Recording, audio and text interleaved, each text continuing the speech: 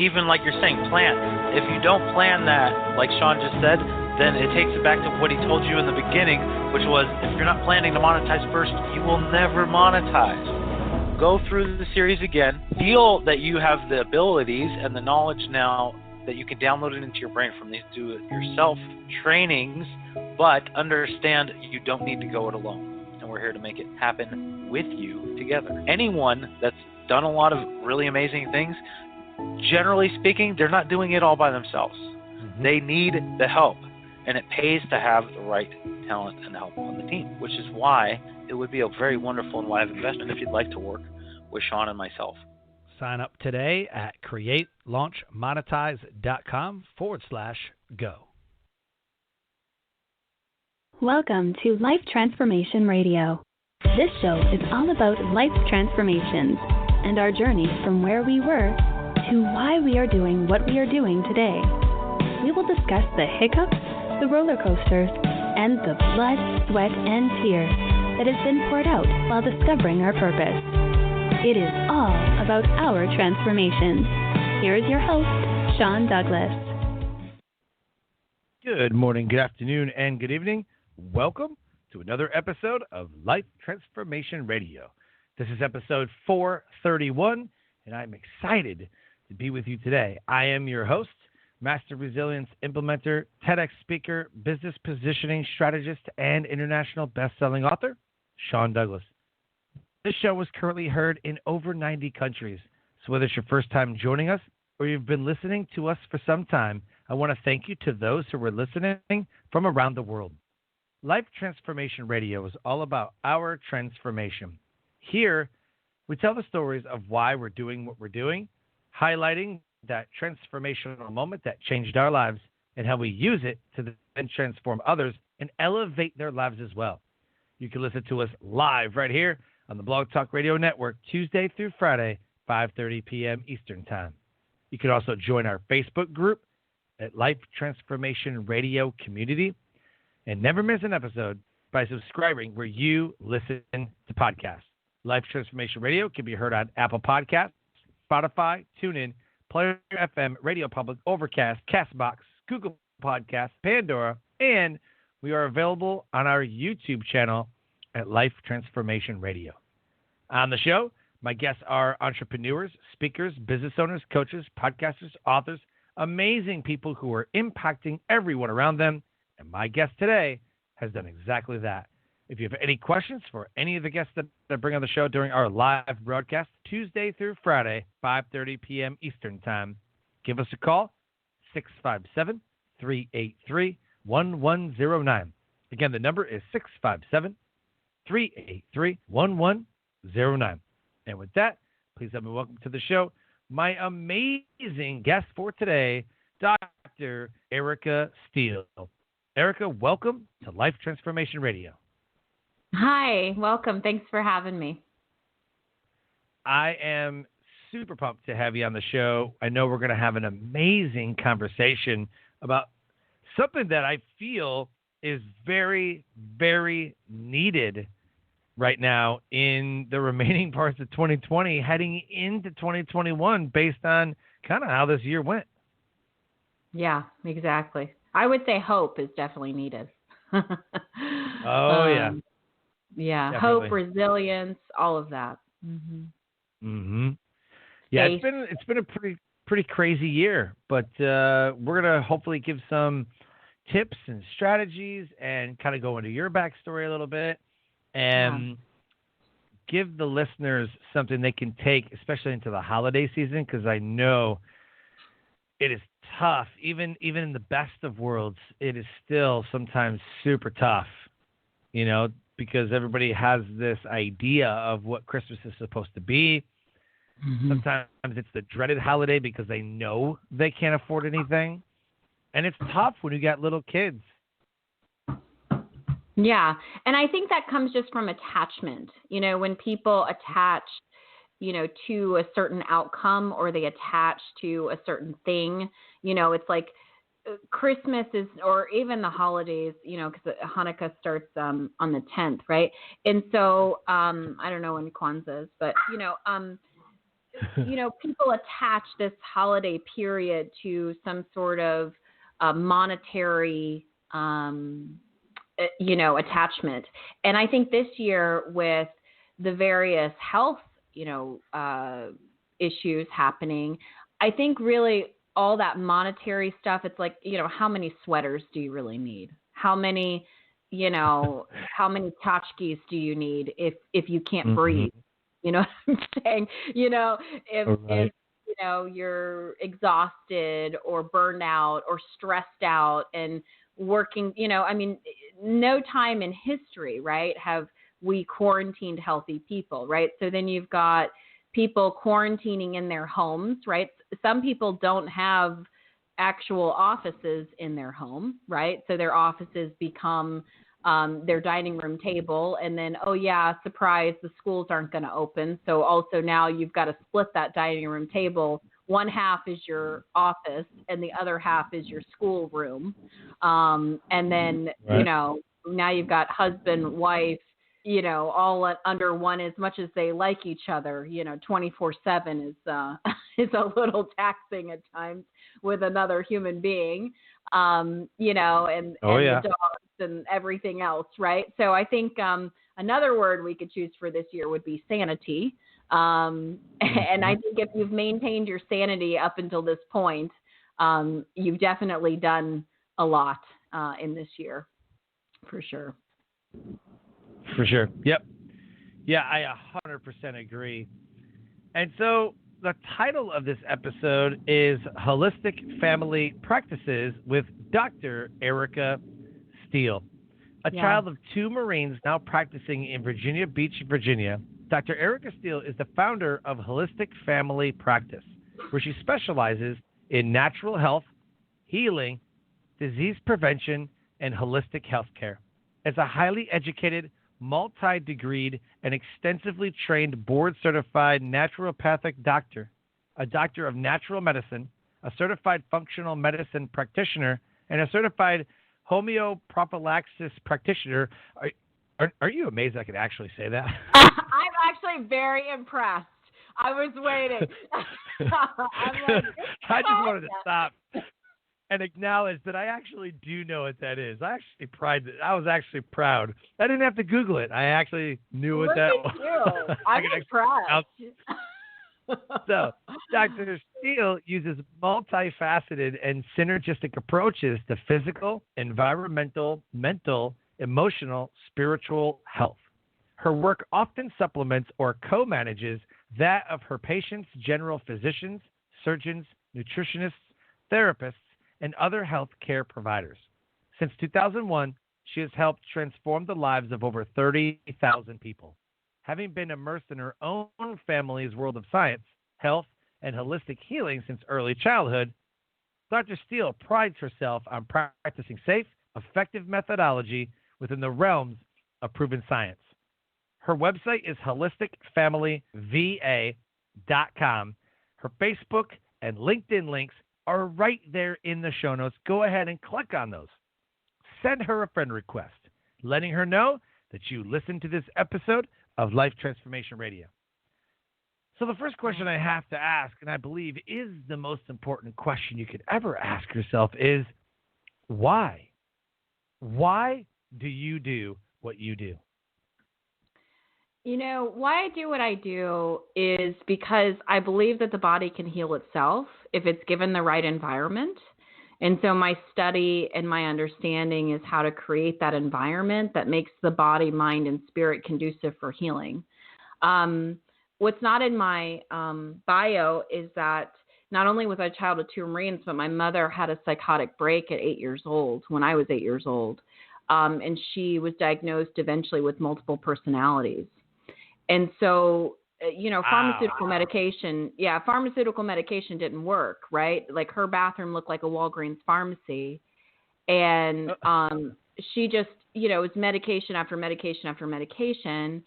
And I watched a brilliant woman who would have been a doctor pretty much just crumble, in the face of an illness.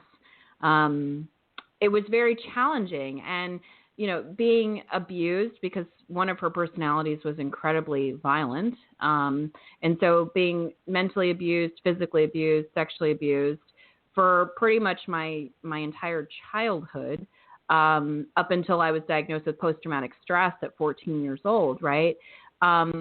I had to continue to hold on to this idea that there was going to be something better, something greater for myself. Otherwise, I probably wouldn't be here today, right? And when you're going through the darkness, it's important to focus on the step you're on, or the next step, not the final step or the last step. And that's really what got me through, along with my faith, right? I knew I was going to be a doctor from an early age. I just knew it. Being immersed in science, my mother brought me to college with her. I was in organic chemistry classes, when I was really young. And my stepmother was a geneticist. I ran around her labs growing up. So I grew up understanding that there was a science that you could prove or disprove. And when allopathic medicine or pharmaceutical medicine didn't work for my mother, she turned to more of our native roots and went to a lot of like Reiki attunements and rebirthing. And we did a lot of Native American ceremony growing up.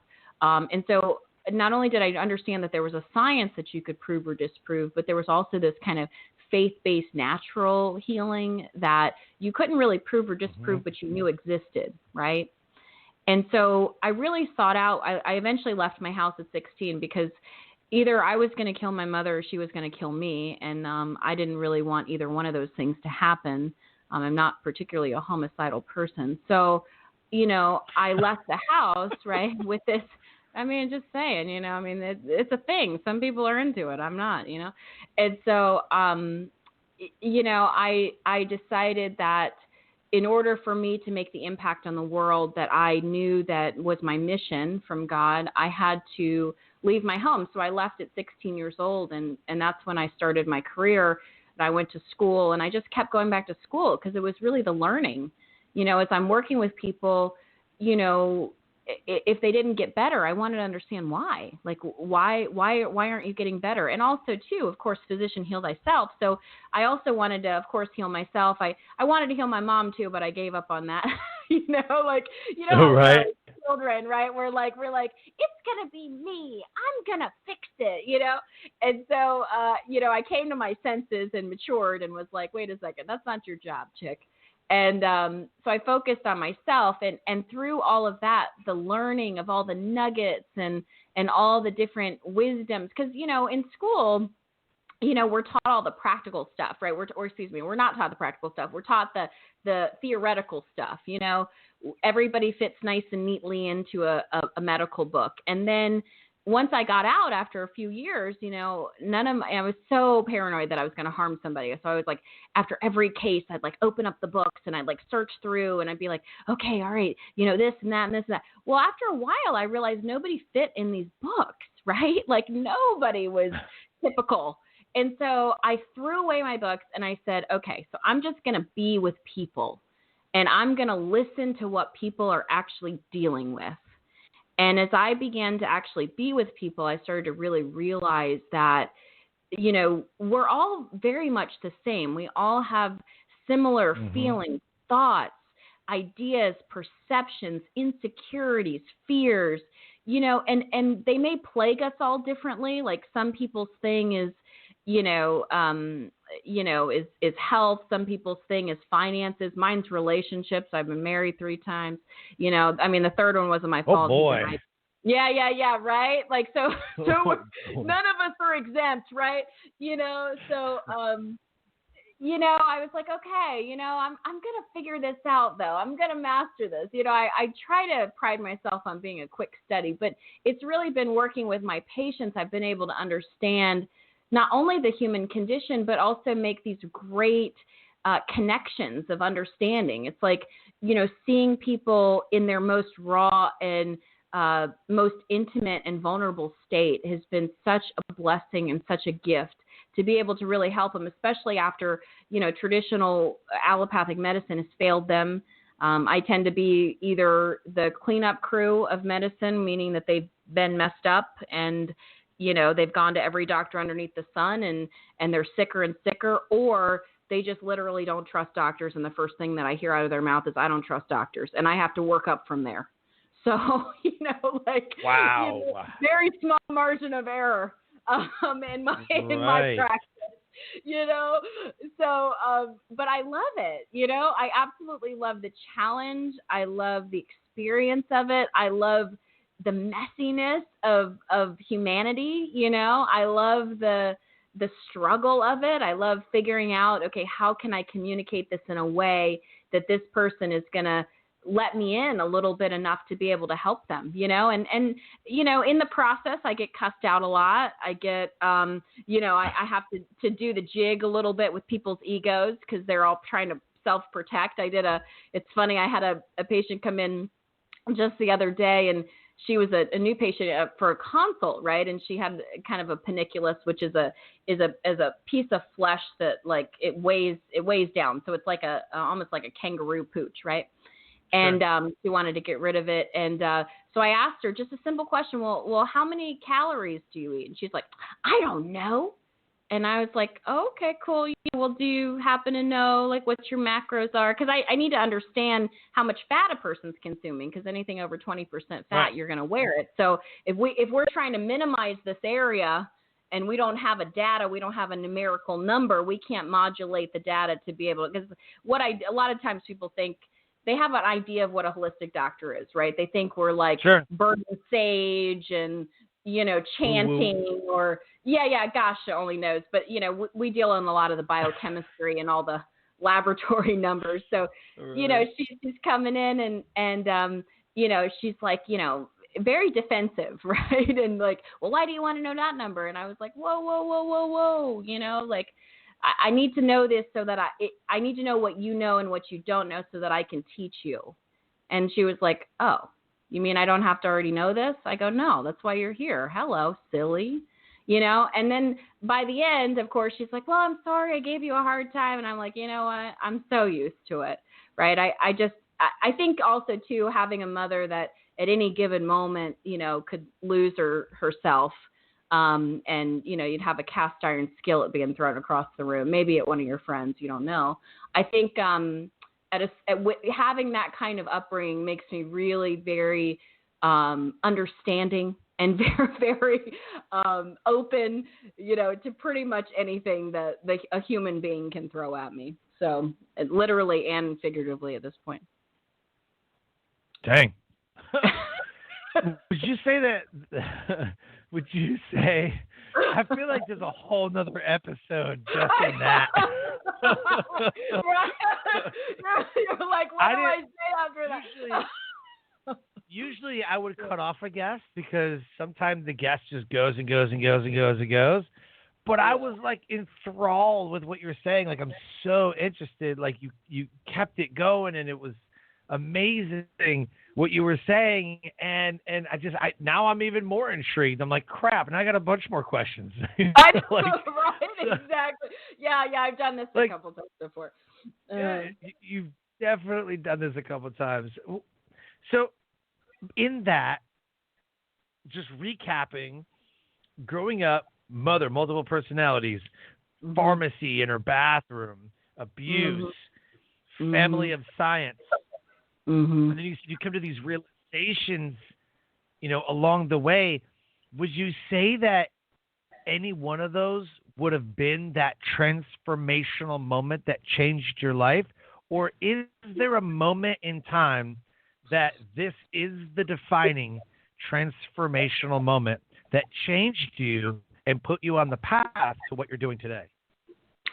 Yeah, it was, I wasn't always healthy, right? So, and we use all kinds of different means in order to cope, right, with what's going on. And it wasn't like I just like walked out of my house and was like, okay, peace out. Like I had to strategically maneuver myself out of my home, right? And I remember, like I had mentioned, right, I remember sitting in my garage, right? And I was a young kid and I smoked cigarettes and, did drugs and God knows what, just to be able to survive life, right? And I remember sitting in my garage smoking a cigarette. It was so nasty. I think now, like, God, what was I thinking? But I remember just thinking, right. like I'm either going to kill this woman or she's going to kill me. I mean, literally, I was like, I cannot continue because, you know, in psychology, they have this thing called learned helplessness, right? Where, you know, Pavlov, like the dog runs to one side, it gets the hose, it runs to another side, gets the hose, right? And so it had gotten to the point where, you know, I was just in the middle, like being hosed down, right? But what was happening was that I was starting to get enraged. I was starting to get angry at how I was treated because I also, at the time, for one, I come from a very, you know, well-to-do neighborhood, right? Like, it's not like I'm coming from Compton or something like that, right? Where like, well, you know, it's kind of a little dicey, you know, like this is like, you know, upper middle class America, right? And the guidance counselors and, you know, the people in the school and social workers and even police, I mean, you know, we were on a first name basis. Like everybody knew what was going on, but nobody stepped in and intervened, right? And so my mother has been in Alcoholics Anonymous 30 years and has been sober from alcohol for a long time. And so I had to like concoct this whole plan, right, to get out. So I went to my mother and I cried and I was like, oh, I'm, you know, addicted to XYZ drug. And of course she was like, oh my gosh, let's get you some help, right? And so then I, you know, they tested me to get into like an inpatient program or whatever. And they were like, well, you have to successfully fail an outpatient program. And so, you know, they interviewed you and, you know, your parents leave and you sit and talk. And I was like, look, you know, here's the deal. I got to get out of here. Like, tell me what I need to do to get out of here. And she was like, well, you know, you have to fail the program. I said, okay, good. How do I fail the program? And she goes, you got to fail all the drug tests. And I go, that's it? And she goes, yep. I go, done. And that's how I figured out. That's how I figured out how to, you know, I mean, it's like, and I tell people that they're like, what? You know, but you have to understand, like, I was fighting for my life. Like, literally, when I say that one of my mom's personalities was homicidal, it was homicidal. And you put that on top of a trained Marine, they're trained killers, okay? I didn't sleep until I was in my early 30s. Like, I remember the first time I went to neurofeedback, and I went to neurofeedback for a long time, but to heal my post-traumatic stress. But I remember it was after like 3 neurofeedback sessions, and I actually laid down and like do what people do when they go to sleep. And I woke up and I was like, oh, this is what people do when they sleep? Because up until that point, I was like a prey animal. I couldn't sleep. I'd close my eyes at night and, you know, it seemed like I was sleeping, but really it was from all the trauma because, you know, I mean, my mother had shotguns in her house and she would say, you know, I'm just going to shoot one of y'all. I mean, and she was kind of serious. Like we didn't really want to test that. You know, like, so, you know, we weren't really, it was already super unpredictable. So, you know, like, you know, so, you know, back to that kind of transformational moment. Yeah. I mean, it was pretty intense. So I think they all built, but I think that it came to that antithesis when I'm sitting there in my garage going, I have to figure out how to get out of here. But you know what? Honestly, that's made me a hell of a doctor because now I really have to think about these cases and really have to be that medical detective and help people heal. So, definitely a lot of problem solving in my world. And that is the greatest moment in our lives is when we have that transformational moment and you framed it so beautifully. That's what made me an amazing doctor. This is what continues to make me, these moments that I've had continue to make me a great doctor. And I want to dive into that because it's not just enough to be transformed as a person, to be changed, to be healed, to be overcoming something.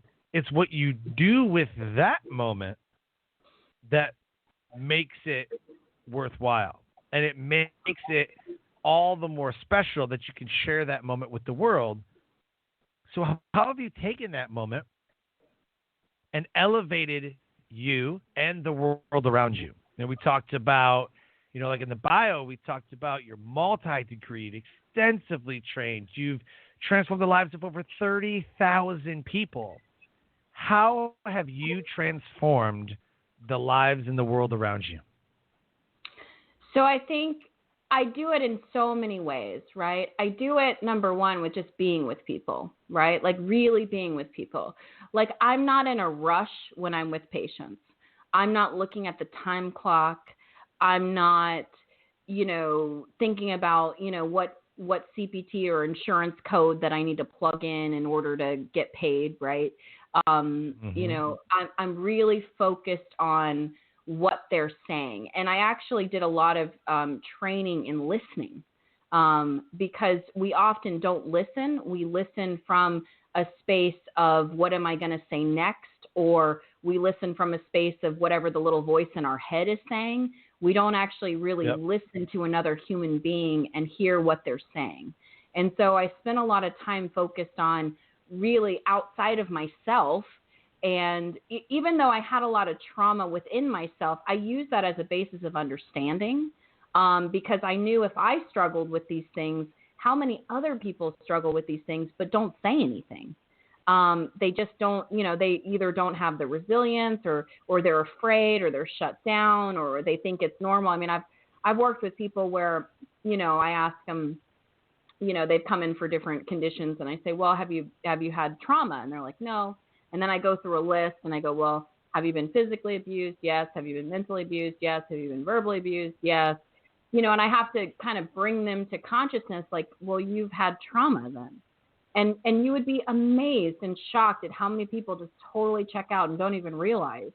We are kind of post-generation of survivalists. Our parents were very much, just as a generation, our parents were like children are seen and not heard.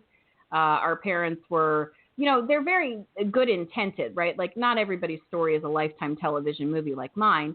I think most parents, they try to do their best, but they're not coming from a generation of individuals that really were empathetic or understanding or even have the skills to teach people about emotions, right? And so a lot of times people will stuff emotions, they'll bury them, they'll try to deny them, and eventually those emotions become disease because it weighs the whole system down. I mean, Eastern medicine has us beat by, over 10,000 years. And it does recognize the role of emotions have in our disease or our unhealth and our unbalance of health. And so I think coming from the crazy background that I have, I'm able to really apply such a wide scope of understanding from the human perspective, from the mental perspective, emotional perspective, spiritual perspective. I mean, also, being a Native American and growing up in the Native way. I mean, I did sweat lodges, vision quests, prayer ties, the 7 directions, the whole thing. Most kids didn't go through any of that. They went to church on Sunday, which, is interesting. My mother married the son of a Baptist preacher, so I did go through that trip for a while. It was interesting, right? So I think being open-minded. Oh, I bet. Yeah. It's like, well, yeah, but I grew up in a Jewish neighborhood, so it's like, and I helped all the women with my holidays. So like, there was just so much like being thrown at me all at once, right? And my job was to like take this big bucket and like organize it, right? So I often tell patients that they come into my office and they dump their lives on my desk, and it's my job to organize them, and help teach them step by step what they can do about it, empower them. Because at the end of the day, that's really what we all need is empowerment, personal empowerment to get ourselves to the other side of whatever we're dealing with. And that's something that I'm really profoundly grateful that I have the ability, and I had all those life experiences. I mean, I've had to pick myself up at least 1,000 times, and that was just, since last week. So, I'm really grateful to be in this position. Holy smokes. Wow. So for those that are listening and may have a couple questions, I mean, you articulated it very, very well about what you do and who you serve and all that. But if somebody is just coming into, I mean, we hear the term holistic thrown around all the time. Oh, it's a holistic approach. Oh, it's a holistic approach. So I want to quickly unpack real quick what holistic actually means, or in the sense that you're using it for the family practices. Yeah, so I'm glad you brought that up. I apologize. My dogs are going off for a minute. They're like, what's going on? Hold on, let me see if I can. Yeah, they're guard dogs. They're very dangerous. Oh yeah, ankle biters. Yep. I know. So nobody comes. Very rarely do people come into my practice going, I want to look at all of the things that I haven't looked at in my entire life, and I want you to go through it tooth and nail and help me to determine what the root causes of for all my problems. Like, nobody does that.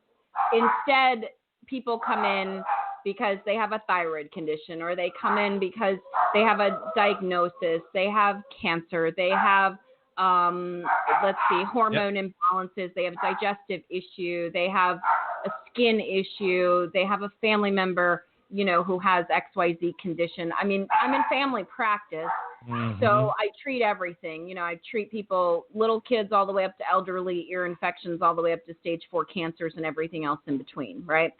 So wow. I get a myriad. But people mostly come in initially for a physical ailment, right? And then, of course, I do lab work. I'm extensively trained in biochemistry and laboratory diagnostics. So I create a 30-something page report with their lab work. I evaluate it in detail, more in detail than they've ever had their lab work evaluated before. And then I give them an actionable plan. So I look at their nutrition. I look at, their behaviors, their habits, their mindset, their emotional components, ancestral components, meaning things that have been passed down on the DNA level, habits and behaviors, things of that regard. I look at psychosocial, environmental, right? I look at, husband and wife and their relationship. I look at, how the mom is taking care of herself in the home, especially in the midst of COVID, right? And so as I start to kind of deconstruct what it is that's the root cause, because it's never one thing, right? Like, one of the games that I absolutely love is Clue, right? And it's never Colonel Mustard with the lead pipe in the hallway. We want it to be that simple, but it never actually is. We really have to focus on all the different avenues. It's like, this leads to that, this leads to that. I do a timeline in my practice, which is pretty powerful, where patients fill out this extensive questionnaire, and I go over with them a timeline in their life, and they can see where the triggers have happened. They can see where this particular issue led to this issue, or this symptom led to this diagnosis, et cetera, this breakdown in health, or this area of trauma, or this stressor, or whatever. And to see your life kind of spelled out like that, it really brings to light, I've been building health or building disease every single moment. It's just, what am I choosing to do? Am I choosing to build health, or am I choosing to build disease? The choice is up to me. All right. Where do you get clients from? When we have ailments and things, we know to go to the ER. We know to go to urgent care. We call our primary care doctor. Being in the military, we have a PCM, a primary care manager. Usually a family will share a PCM, or like our baby has a pediatrician. That's who they go see. The older kids that I have different PCMs. Mine and my wife's PCM are the same. They just like to just kind of keep everybody together. But, I mean, it's not like you just call a Yellow Pages and be like, I need a holistic doctor. I'm kind of curious, how would someone know they need a holistic doctor? But then at the same time, like, where do they come from? Yeah, so I did Yellow Page ads back in the day, I mean, of course. But I mean, we don't do them anymore. Who didn't? But I mean, that was what it was, flush our money down the toilet. But I get referrals from other doctors. So initially, right? Doctors were very like, what? And then they started to see the results I was getting with my patients. And then my patients would come in and want to like tell them about themselves, right? And so, I started getting referrals from other doctors. I get referrals from so let's say a mom comes in, right? And she's got, let's say she brings her son in because he has eczema, right? And then I start working with the son and I start helping the son get better.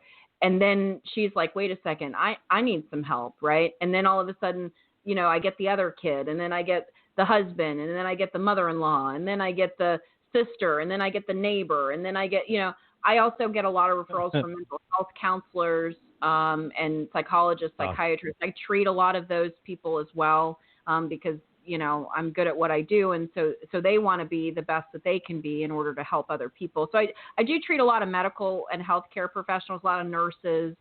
And then just, I'm on television in my local market. I've done a lot. I'm a public health educator. So I'm on TV nice. and segments and things like that. I've been on radio. I've done huge events. I'm a national speaker, so I've done a lot of speaking events. What about Dr. Oz? Instagram. I've been working on Dr. Oz. I've been working to try to. I'm like 5 producers deep now. Eventually, they're like, this chick will not leave us alone. We have got to have this lady on. So, Now you can send them to all the podcasts that you've done. I know, exactly. Yeah, I'm infiltrating. Eventually it'll get Love there it. for sure. I mean, I'd love to actually have my own show because I have, as you can see, I have so much to say, and so much to tell the world. Not necessarily on podcasts. I love producing shows. I love TV. Actually, I'm a TV girl. Well, you could have your own Roku channel. You could produce videos and then upload them to Amazon. You could have your own Amazon channel. That's very simple to do. Yeah. I know a lot of people who, just have their own Roku channels, and then you just promote hey guys, on your Roku TV, if you click on this thing, download this channel, download this app. It's pretty much what it is, an app for a TV. Download this, and you'll have my channel right there on your Roku TV, and then I'll be on your TV. So nice. I know a lot of people are doing that. They have Roku channels. They have Amazon channels. A lot of people that do that. YouTube's kind of, there's billions of channels on YouTube anymore. So, it's like we got to take them somewhere else, you know. So those two things you could do right there. You could name it after your business. I'd say, I'm going to get my break eventually. I know I could do those things. And I've thought about it, but there's something about producing a show and producing, a series and things like that. That's just, it's magical. And so, well, I love doing this show. Of course. I know. It's amazing. And I just launched a second podcast today, as a matter of fact. My second podcast launched today called Create, Launch, Monetize Podcast, where we teach you how to create, launch, and monetize anything you want. So I have 2 podcasts now. Look at that. Yeah, I love creating. I love creating things. Producing. Me too. Yeah, I love that. It's so much fun, and to be able to express and also put, my holistic health stamp on it, if you will, is pretty fun. I also do a lot of legislation in the state of Virginia for medical freedom and also for naturopathic doctors. So, my name is out there, like, I mean, it'll eventually be a household name worldwide. So, it's, I've just waited in order to kind of make this national leap, because you have to have systems and processes in place in your practice to be able to support that. So, that's kind of what I've been up to. So. Yeah. And you can always join Haro too. Help a reporter out. You can always join Haro. Yep. I get a lot of media coverage doing that. Yep. I'm a part of Haro already. I've done a lot of pitching rounds, not just with Steve, but I've done other pitching rounds too. So yeah. Love it. You're doing amazing work, and you have an amazing practice that after digging into kind of everything you're doing, I'm like, this is legit. Like, it's the real deal right here. So I really appreciate using those transformational moments to elevate the world around you And I know that you haven't even started yet. In my opinion, you have not even started yet. You're on the cusp. You're on the beginning. Agreed. In my I've opinion, been preparing. you've got I've been so much. like a mad scientist in a laboratory, right? Like just trying to like get the right potion, right? And now I finally have the right potion. Now I want to share it with the world. Yep. That's a great way to do it, though. It's a great way to do it. For those that are listening and have questions, where should they reach out to you at? Do you want the website or social medias? What's your preferred method? I think, come as you are, however you decide, because people come to me from different angles, right? And so, if it's the website, that we have a contact us page. If you want to book an appointment, there's a place you can book an appointment. Through Facebook, we also, have that messaging. And, sometimes it's me that will respond and sometimes it's one of my staff. And so, there is sometimes that I will jump on there and answer questions. So it's not that I'm so like detached where you can't communicate with me. So I do like to keep that personal touch. Obviously, balancing time is always a thing.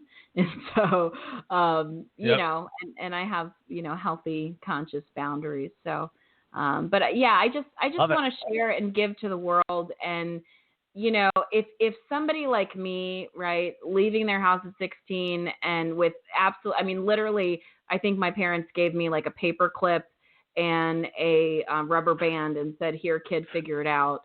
I think if I can figure it out and, be successful and be healthy and be balanced and be well equipped to be able to help so many people, I think anybody can do it. So I love it. I teach as many people as possible how they can take back their health. For sure. I love it. I love what you're doing. And I'm very, very honored and appreciative that you came on my show to talk about your holistic family practices and what you're doing and the people that you've helped. Yay. Thank you for having me. Super exciting. Absolutely. Absolutely. We'll be in touch.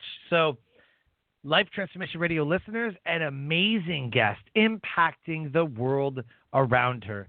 If anything has resonated with our conversation today, with myself and Dr. Erica Steele on holistic family practices, please reach out to her at holisticfamilypracticeva.com. Facebook, LinkedIn links right there in the show notes. Click on those.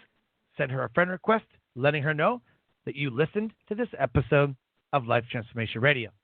If you'd like to donate to Life Transformation Radio, you can click the link at the bottom of the show notes. As we close the show, I always say, live your brand. Find opportunities every day to live out the core values that you hold deep in your heart. And I call this living your brand. So until next episode, live an amazing life.